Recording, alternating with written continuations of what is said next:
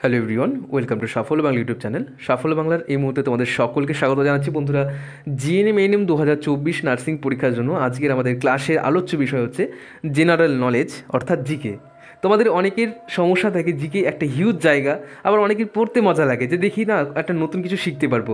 তো আজকে আমরা এই ক্লাসটায় শুধু মজাই শিখবো, অনেক কিছু অজানা প্রশ্ন দেখবো অনেক কোশ্চেন এমন আছে যেগুলো তোমরা পারবে, আবার অনেক কোশ্চেন আছে যেগুলো পারবে না। তো বাছাই করা কোশ্চেন নিয়ে এসেছি, দেখতে পাচ্ছ প্রিভিয়াস ইয়ার্সেও এসেছিলো। জিএনএমএনএম 2023-এর কোশ্চেন আছে, এমনকি ডাব্লিউবিপির কোশ্চেন আছে, ডাব্লিউবিসিএসের কোশ্চেন আছে, ডাব্লিউপিএসসি পরীক্ষায় এতটা ইম্পর্টেন্ট কিছু কিছু কোশ্চেন আছে, সেগুলো তোমাদের দেখাবো। কারণ এই সমস্ত জিকে কোশ্চেন কিন্তু মানে এমন নয় যে লিমিটেড কিছু কোশ্চেন যে 5টা পড়লাম 5টা থেকেই একটা চলে আসবে, এরকমটা ব্যাপার নয়, ঠিক আছে? এটার জন্য অনেকটা বেশি স্টাডি করতে হয়। তো আমরা একটু বুদ্ধি করে শিখবো, ট্রিকের মাধ্যমে কী করে উত্তর করতে পারি সেটাও তোমাদেরকে বলবো। অবশ্যই ভিডিওটা শেষ পর্যন্ত দেখবে। যারা যারা প্রথমবার এসেছে চ্যানেলটা সাবস্ক্রাইব করো, ভিডিওটা যদি ভালো লাগে অবশ্যই লাইক করবে এবং বন্ধুদের সাথে শেয়ার করে দেবে। চলো, প্রথম প্রশ্ন হচ্ছে, কার্বলিক অ্যাসিডকে নিচের কী নামে অভিহিত করা হয়? 4টে অপশন আছে, দেখো: sulphuric acid, phenol, chlorine acid এবং অপশন নাম্বার ডি হচ্ছে রেটিনল। অনেকেই কোশ্চেনের উত্তরটা পারবে, আবার যারা জানো না তাদেরকে বলে দিই। দেখো, এই প্রশ্নের সঠিক উত্তর হচ্ছে অপশন নাম্বার বি। কীভাবে মনে রাখবে? দেখো, কার্বলিক অ্যাসিড আমরা প্রত্যেকের বাড়িতে আমরা কী ইউজ করি? কার্বলিক অ্যাসিড অনেকের বাড়িতে থাকে দেখবে কার্বলিক অ্যাসিড, ঠিক আছে? তো কার্বলিক অ্যাসিড রাখে কেন না? সাপ তাড়ানোর জন্য। তো ঠিক আছে, তো সাপের কী থাকে? ফণি থাকে না, ফনা থাকে না, সাপ ফনা তোলে না? তো ফনা থেকে মাথা রাখবে ফেনল, ঠিক আছে? ফনা থেকে মাথা রাখবে কি? ফেনল। আর এই ফিনলের সাথে যুক্ত কার্বলিক অ্যাসিড, ঠিক আছে? তার মানে দেখো, যে কোশ্চেনটা আমরা এতদিন শুধু মুখস্থ করতাম, কার্বলিক অ্যাসিডের অপর নাম ফেনল, কার্বনিক অ্যাসিডের অপর নাম ফেনল, দরকার নেই এত মুখস্থ করতে যাওয়ার। তোমরা জাস্ট একটু মনে করো যে কার্বলিক অ্যাসিড কিসের সাথে সম্পর্কিত, একবার ভাবো মনে মনে। নিশ্চয়ই সাপ মারার জন্য আমরা ইউজ করি, বা সাপকে তাড়ানোর জন্য, তাই না? বিশেষ করে দেখবে যখন তোমার বর্ষাকাল হয়, দেখবে প্রচুর সাপ ঢুকে যায় বাড়িতে, তাই না? তো লোকে কী করে না, এই তোমার হচ্ছে কার্বলিক অ্যাসিডটা একটু ছড়িয়ে দেয়, তাহলে কী হয় না, সাপটা পালিয়ে যায়, ঠিক আছে? তো এই ধরনের ট্রিক টিপস আশা করছি ভালো লেগেছে। তো ওই জন্য রাইট অ্যান্সারটা কি? অপশন বি, ঠিক আছে? দেখো, এইরকমভাবে ডিটেলসে তোমরা যদি চাও, এটা তো একটা কোশ্চেন বললাম, এইরকমভাবে কোশ্চেন ধরে ধরে নয়, আমরা পুরো বেসিক থেকে কিন্তু তোমাদের জন্য জিএনএমএনএম নার্সিংয়ের ব্যাচ লঞ্চ করছি, ঠিক আছে? আগামী তোমাদের হচ্ছে কি 1 ফেব্রুয়ারি থেকে, ফেব্রুয়ারি মাসে 1 তারিখ থেকে তোমাদের সেকেন্ড ব্যাচ শুরু হচ্ছে, সংকল্প 2.0। তোমাদেরকে একটু সেই বিষয়ে বলি, তারপর তোমাদেরকে নেক্সট কোশ্চেনগুলো দেখাচ্ছি। দেখো বন্ধুরা, এএনএম জিএনএম 2024-এর সংকল্প ব্যাচ আমাদের বহু প্রতীক্ষিত একটি ব্যাচ, যেখানে তোমাদের সবার একটা সংকল্প থাকে, আমরা ছোট থেকে একটা বড় জায়গায় যাবো, আমরা নিজের স্বপ্ন পূরণ করব। তো দেখবো, প্রত্যেকটা কাজের আগে না আমরা একটা সংকল্প নিই। সংকল্প মানে কি? একটা প্ল্যান, ঠিক আছে? একটা পরিকল্পনা করা, যে আমি আজকের ক্লাসটা এভাবে করব, বা আজকে আমি নিজের ফিউচারটা এইভাবে তৈরি করব, ঠিক আছে? আমাকে এটা পেতে হবে, মনে মনে একটা সংকল্প করে প্রত্যেকে, দেখবে। তো আমরা সেই সংকল্প থেকেই শুরু করছি, ঠিক আছে? তো 1 তারিখ থেকে তোমাদের ক্লাস শুরু হচ্ছে, এবং বলে রাখি সম্ভবত এটাই আমাদের লাস্ট ব্যাচ, এরপর আর কোনো ব্যাচ আসবে না। যারা যারা ভর্তি হওনি এখনও পর্যন্ত, চাইলে ভর্তি হতে পারো। এখানে তোমরা যেগুলো পাচ্ছ, দেখো, তোমরা ভালোভাবে জানো আমাদের ক্লাসগুলো কীরকম হয়। তো আমরা একদম বেসিক থেকে তোমাদের পড়াবো, এমন নয় যে শুধু এমসিকিউ পড়িয়ে দিলাম যারা হয়ে গেল, এরকমটা নয়। বেসিক থেকে তোমরা সমস্ত কোশ্চেন অ্যান্সার, প্রত্যেকটা টপিক তোমরা ভালোভাবে বুঝতে পারবে। দেখো, সব থেকে বড় কথা, লাইভ ক্লাস পাচ্ছ। লাইভ ক্লাস যদি মিস হয়ে যায়, রেকর্ডিং ক্লাসও পাচ্ছ। রেকর্ডিং ক্লাস হয়ে যাওয়ার পর পরের দিন সেই টপিকের উপর, এমন নয় যে মানে যে কোনো একটা টপিক তুলে দিলাম, সেই টপিকের উপর তোমাদের মক টেস্ট হয়। অর্থাৎ যেটা তোমাদের পড়িয়েছি সেটা তোমরা কতটা কি মনে রেখেছো বা কতটা কি মনে আছে, সেই রকমভাবেই তোমাদের কিন্তু সেটা হতে পারে 10টা কোশ্চেন, সেটা হতে পারে 5টা কোশ্চেন, সেটা হতে পারে 15টা কোশ্চেন। তোমাদের সেই টপিকের উপর কোশ্চেন হবে সকাল 9টায়, ঠিক আছে? আর ক্লাসের টাইম তোমাদের বলে দেবো। তোমার অবশ্যই একটা নাম্বার দিচ্ছি, সেই নাম্বারে হোয়াটসঅ্যাপ করবে। নাম্বারটা বলছি 9609122622। এই নাম্বার জাস্ট একটা হোয়াটসঅ্যাপ মেসেজ করবে যে আমি জয়েন করতে চাই এএনএম জিএনএম ব্যাচে, আমি তোমাদের ডিটেলসটা বলে দেবো, ঠিক আছে? সংকল্প ব্যাচ, নামটা মনে রাখবে। আর একটা জিনিস বলি, তোমাদের এর জন্য কিন্তু ক্লাসের পিডিএফও পাচ্ছ, তার সাথে একটা কিন্তু ডাউট ক্লিয়ারের ব্যবস্থা করে দেওয়া হবে, ঠিক আছে? তো সব কিছু তুমি পাচ্ছ মাত্র 700 টাকায়। ঠিকই শুনেছো, 700 টাকায় মাত্র।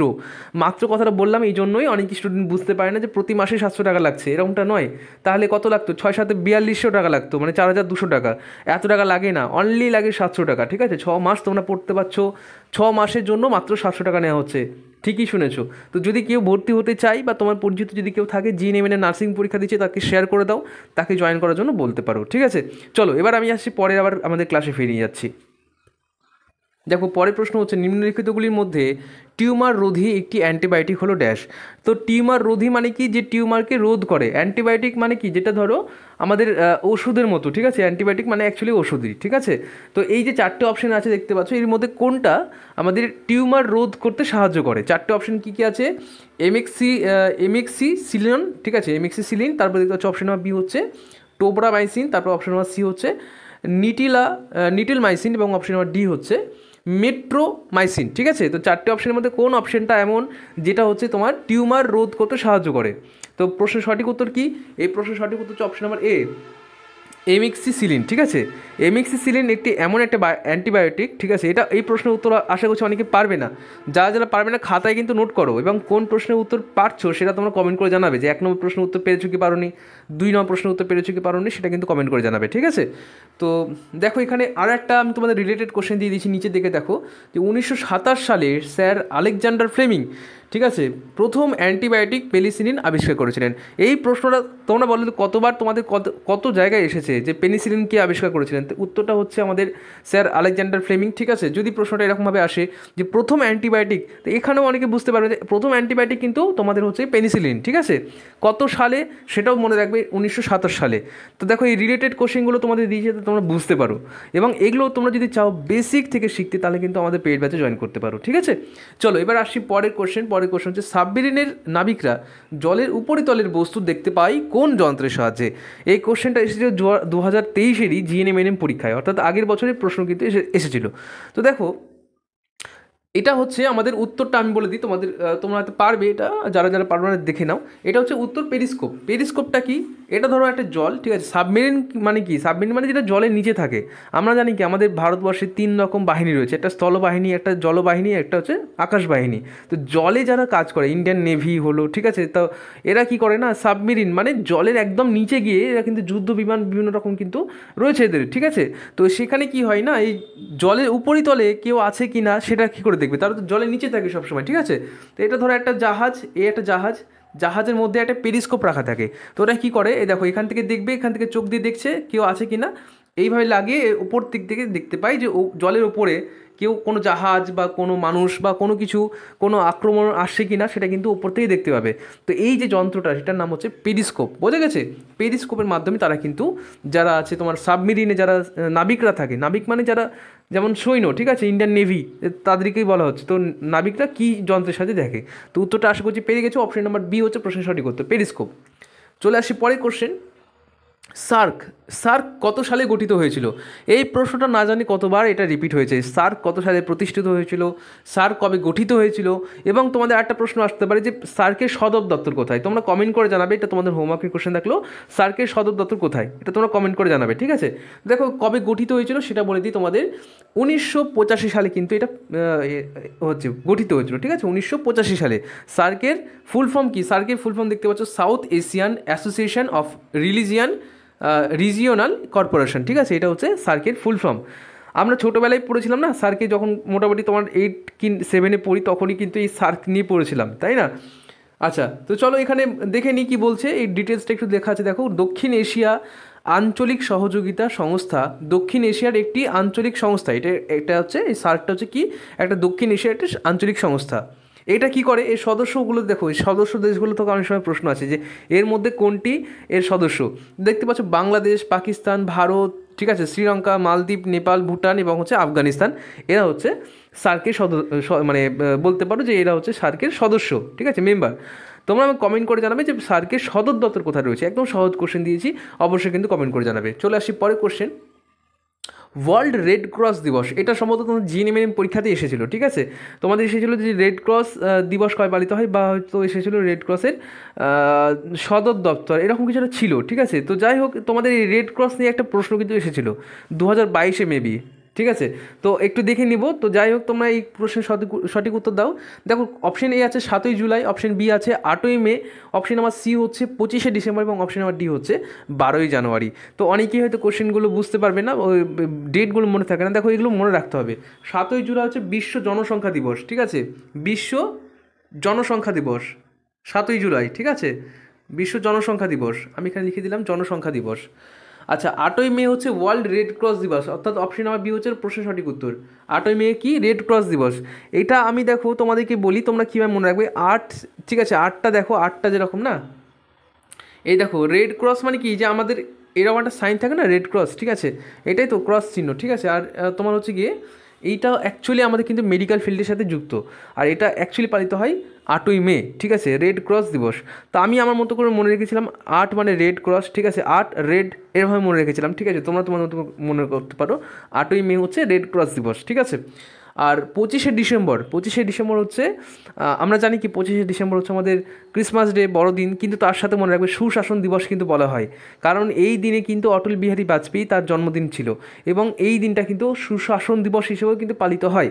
তো এই প্রশ্নটা মাথায় রাখবে, তাহলে সুশাসন দিবস কবে পালিত হয় সেটাও মাথায় রাখবে, সুশাসন দিবস, ঠিক আছে। এবং লাস্ট যেটা থাকলো সেটা 12ই জানুয়ারি কী সেটা তোমরা কমেন্ট করে জানাবে, এটা তোমাদের হোমওয়ার্কে থাকলো যে 12ই জানুয়ারি আমরা কী হিসেবে পালিত করি বা পালন করা হয় কী হিসেবে। দেখো রেড ক্রস দিবস নিয়ে এখানে নিচে একটা ছোট্ট ডিটেলস দেওয়া আছে, রেড ক্রস এবং রেড ক্রিসেন্ট, ঠিক আছে, রেড ক্রিসেন্ট বা রেড ক্রস একই কথা। তো এগুলো হচ্ছে আন্তর্জাতিক রেড ক্রস দিবস এবং রেড ক্রিসেন্ট দিবসের নীতির একটি বার্ষিক উদযাপন, মানে এদের একটা একটা নীতি বেরিয়েছিল, একটা তোমাদের বলতে পারো তাদের একটা রুলস বেরিয়েছিল, ঠিক আছে, সেই রুলসের বার্ষিক উদযাপন করা হয়। বিশ্ব রেড ক্রস দিবস এবং রেড ক্রিসেন্ট ডে নামেও এটা পরিচিত। প্রতি বছর 8ই মে রেড ক্রস দিবস এবং রেড ক্রিসেন্ট দিবস পালিত হয়। তাহলে এই প্রশ্নের সঠিক উত্তর কী হলো? অপশন নাম্বার বি হলো এই প্রশ্নের একদম সঠিক উত্তর। চলো আমি চলে যাচ্ছি পরের কোশ্চেন হচ্ছে লাক্ষাদ্বীপ অবস্থিত। দেখো কোশ্চেনগুলো কেমন লাগছে একটু কিন্তু কমেন্ট করে জানাবে, ঠিক আছে। আর লাক্ষাদ্বীপ কেন দিয়েছি এখানে, চাইলে অন্য দিতে পারতাম। লাক্ষাদ্বীপ নিয়ে তোমাদের কিন্তু প্রশ্ন আসতে পারে, কারণ তোমরা জানো রিসেন্টলি লাক্ষাদ্বীপ নিয়ে এত কাজ করেছে, ঠিক আছে, মালদ্বীপ ছেড়ে মানুষ কিন্তু এখন লাক্ষাদ্বীপে যাচ্ছে, ঠিক আছে। তো হতে পারে এটা নিয়ে প্রশ্ন আসতে পারে, যেহেতু তোমাদের জিএনএমএনএমে না এই একটা ধাঁচ আছে যে রিলেটেড কোনো একটা সাম্প্রতিক ঘটনা ঘটে সেই নিয়ে কিন্তু একটা প্রশ্ন আসে, একটা থেকে দুটো, ঠিক আছে। তো সেই জায়গাটা মানে লক্ষ্য করে কিন্তু এটা রেখেছি। তো লাক্ষাদ্বীপ অবস্থিত কোথায়? 4টে অপশন দেখো, প্রশান্ত মহাসাগর, আরব সাগর, লোহিত সাগর এবং হচ্ছে কোনোটি নয়। তোমাদের সুবিধার্থে দেখো এই যে ছবিগুলো দিয়ে দিয়েছি, পাশে ছবিগুলো দেওয়া আছে, মানে তুমি নিজেকে রিলেট করতে পারো। দেখো প্রত্যেকটা কোশ্চেনে কিন্তু এবার ছবি দিয়ে দিচ্ছি। তো কেমন লাগছে কিন্তু কমেন্ট করে জানো। প্রচুর কষ্ট হয়, ঠিক আছে, এই এতগুলো বানাতে কিন্তু অনেক সমস্যার সম্মুখীন হতে হয়, অনেক সময় লাগে, অনেক ঝামেলাও হয়। তো এত কিছু করে তোমাদের জন্য ক্লাসগুলো দিচ্ছি, প্রেজেন্ট করছি, তোমরা কিন্তু একটু লাইক করো এবং তোমাদের বন্ধুদের সাথে শেয়ার করে দিও, ঠিক আছে। তাহলে এই প্রশ্নের সঠিক উত্তর হচ্ছে অপশন নাম্বার বি, আরব সাগর। অপশন নাম্বার বি হচ্ছে প্রশ্নের একদম সঠিক উত্তর। চলে আসি পরের কোশ্চেন, পৃথিবীর দীর্ঘতম নদী কোনটি? পৃথিবীর দীর্ঘতম নদী, দেখো এখানে আমাদের প্রচুর কনফিউশন হয়, দীর্ঘতম, বৃহত্তম এবং ভারতের দীর্ঘতম। যদি তিনটে কিন্তু আলাদা আলাদা কোশ্চেন, আমি তোমাদেরকে এক্ষুনি বলে দিচ্ছি এবং এটা ট্রিক আমি বলে দেবো, ঠিক আছে। মনে রাখার ট্রিক কি? পৃথিবীর দীর্ঘতম, দেখো পৃথিবীর মধ্যে দীর্ঘতম নদী হচ্ছে আমাদের নীলনদ, ঠিক আছে। যদি প্রশ্ন আসে পৃথিবীর দীর্ঘতম নদী, সেটা হচ্ছে নীলনদ। যদি এখানে দীর্ঘতম না বলে যদি বলতো বৃহত্তম, ঠিক আছে, যদি বলতো বৃহত্তম, তাহলে কিন্তু উত্তরটা হতো আলাদা। বৃহত্তম যদি বলতো বৃহত্তম নদী কোনটি পৃথিবীর মধ্যে, তাহলে কিন্তু উত্তরটা হতো অ্যামাজন। কিন্তু আমাদের বলছে পৃথিবীর দীর্ঘতম নদী হচ্ছে নীলনদ, ঠিক আছে। গঙ্গা কি? গঙ্গা হচ্ছে আমাদের ভারতবর্ষের সবথেকে দীর্ঘতম নদী, বা বলতে পারো সবথেকে বড় নদী। আর এখান থেকে আরেকটা কোশ্চেন আসে, সেটা তোমরা কমেন্ট করে জানাবে, সেটা তোমাদের হোমওয়ার্কে থাকবে। দক্ষিণ ভারতের গঙ্গা কাকে বলা হয়? এটা তোমাদের অনেক পরীক্ষায় কিন্তু এসেছে, ঠিক আছে। দক্ষিণ ভারতের গঙ্গা কাকে বলা হয়, এটা তোমাদের কোশ্চেন থাকলেও তোমরা কিন্তু কোশ্চেনটা হোমওয়ার্কে করে দেবে বা কমেন্ট করে লিখবে যে হ্যাঁ এই দক্ষিণ ভারতের গঙ্গা বলা হয় ড্যাশ নদীকে, ঠিক আছে, এটা কিন্তু তোমরা বলবে। চলো পরে কোশ্চেন যাচ্ছি, কিসের উপস্থিতিতে ফলের স্বাদ মিষ্টি হয়? দেখো এখানে একটা ছবি দিয়েছি পেয়ারা, তো পেয়ারা বলো বা বিভিন্ন আপেল বলো, তো এগুলো খেতে দেখবে অনেক সময় মিষ্টি হয় না, খেতে খুব সুস্বাদু হয়। তো দেখো পেয়ারাটা দেখেই কিন্তু লোভ লেগে যাচ্ছে, তাই না? তো যাই হোক, তো এই কিসের উপস্থিতির জন্য এটা মিষ্টি মিষ্টি খেতে লাগে? না হচ্ছে 4টে অপশন দেখো, amino acid, citric acid, fructose আছে এবং হচ্ছে ল্যাকটিক অ্যাসিড। দেখো এটা আমি অপশন টেস্ট করে বলতে পারবো, অনেকে এমনি বলতে পারবে। তো ল্যাকটিক অ্যাসিড বলো বা তোমার যে সাইট্রিক অ্যাসিড, এগুলো কি? ল্যাকটিক তো বিশেষ করে দই থাকে, দেখবে দইতে ল্যাকটিক অ্যাসিড ইউজ করা হয়। সাইট্রিক অ্যাসিড হচ্ছে কোনো টক জাতীয় খাবার, যেমন তোমার হয়ে গেল তোমার হচ্ছে গিয়ে কোনো টক জাতীয় খাবার যেমন লেবু, ঠিক আছে, এখানে সাইট্রিক অ্যাসিড থাকে। তাহলে এই দুটো তো হবেই না। অ্যামাইনো অ্যাসিড কোথায় থাকে সেটা তোমরা কমেন্ট করে জানাবে। আর পরে থাকলো ফ্রুক্টোজ। তো দেখো ফ্রুক্টোজ থেকে মাথায় ফল, তাই না, ফ্রুট ফল, তো ফ্রুক্টোজ থেকে মাথায় ফল, আর ফল মিষ্টি খেতে লাগে ফ্রুক্টোজের জন্য। তো অপশন নাম্বার সি হচ্ছে প্রশ্নে একদম কারেক্ট অ্যান্সার, ঠিক আছে, অপশন নাম্বার সি হচ্ছে প্রশ্নের সঠিক উত্তর। ওকে, চলো তোমাদের পরে যাচ্ছি, চলে যাচ্ছি পরের কোশ্চেন, পড়ে যাচ্ছি বলছিলাম, চলে যাচ্ছি পরের কোশ্চেন, সেটা হচ্ছে বৈদ্যুতিক বাল্বের ভেতরে কোন গ্যাস থাকে? মোস্ট ইম্পর্টেন্ট কোশ্চেন, এটা তোমরা কমেন্ট করে জানাও কী হবে সঠিক উত্তর। দেখো বৈদ্যুতিক বাল্বে বলো বা বিভিন্ন যে কুরকুরের প্যাকেট, ঠিক আছে, আমি তোমাদের বলে দিই চারটি, আমি অপশনগুলো বলে দিচ্ছি, carbon die oxide, oxygen, nitrogen এবং মিথেন। তো প্রশ্নের সঠিক উত্তর হচ্ছে একদম অপশন নাম্বার সি হচ্ছে প্রশ্নের সঠিক উত্তর, নাইট্রোজেন। তোমরা কমেন্ট করে জানাবে কুরকুরের প্যাকেটে বা চিপসের প্যাকেটে কী গ্যাস থাকে, ঠিক আছে। দেখবে আমরা অনেক সময় বলি না 5 টাকা দিয়ে কুরকুরে কিনলাম কিন্তু শুধু গ্যাসই পেলাম, 2-4টে ওর মধ্যে কুরকুরে ছিল, তাই না, বা লেজ ছিল। তো আমাকে কমেন্ট করে জানাবে যে চিপসের মধ্যে কী গ্যাস থাকে, ঠিক আছে, এটা কিন্তু অবশ্যই কমেন্ট করে জানাবে। চলো চলে আসছি পরের কোশ্চেন, সেটা হচ্ছে মরীচিকা ঘটনার জন্য দায়ী কী বা কে দায়ী, ঠিক আছে। তো মরীচিকা অ্যাকচুয়ালি হয় কিসের জন্য? 4টে অপশন দেখো, আলোর প্রতিসরণ, আলোর বিক্ষেপণ, অভ্যন্তরীণ পূর্ণ প্রতিফলন এবং অপশন নাম্বার ডি হচ্ছে আলোর বিচ্ছুরণ। তো যারা যারা পেট ব্যথা আছে আশা করছি পারবে এবার, তোমাদের এটা পড়িয়েছিলাম। তো মরীচিকার জন্য দায়ী হচ্ছে আমাদের, বা এটা অ্যাকচুয়ালি হয় কিসের জন্য না, সেটা হচ্ছে আলোর অভ্যন্তরীণ পূর্ণ প্রতিফলনের জন্য। তো অপশন নাম্বার সি হচ্ছে প্রশ্নের একদম কারেক্ট অ্যান্সার। চলো চলে আছে পরের কোশ্চেন। আচ্ছা, এটাই আমাদের শেষ প্রশ্ন ছিল। তো কেমন লাগলো অবশ্যই কমেন্ট করে জানাবে। দেখো দেখতে দেখতে কখন 15টা মিনিট কেটে গেলো তোমরা তো বুঝতেই পারো নি। তো যাই হোক, এই ধরনের ক্লাসের যদি চাও যে ফ্রি ক্লাস পেতে, তাহলে আমাদের চ্যানেলটা সাবস্ক্রাইব করো, বন্ধুদের সাথে শেয়ার করো, এবং যদি চাও পেড ব্যাচে ভর্তি হতে, আমি আমার নাম্বারটা লিখে দিচ্ছি 9609122622। দেখো সুযোগ সবসময় আসে না, এবার যখন সুযোগ পাচ্ছ অবশ্যই কিন্তু ভর্তি হয়ে যেতে পারো আমাদের পেইড ব্যাচে। যদি নাও চাও, সেলফ স্টাডি করতে চাও, সেটাও ঠিক আছে। আর কালকে তোমাদের একটা বিশেষ আকর্ষণ থাকবে, কাল বা পরশু, ঠিক আছে, তোমাদের একটা বিশেষ আকর্ষণ থাকবে, সেটা তোমাদের বলে রাখলাম। থ্যাংক ইউ সবাইকে এতক্ষণ দেখার জন্য, নমস্কার।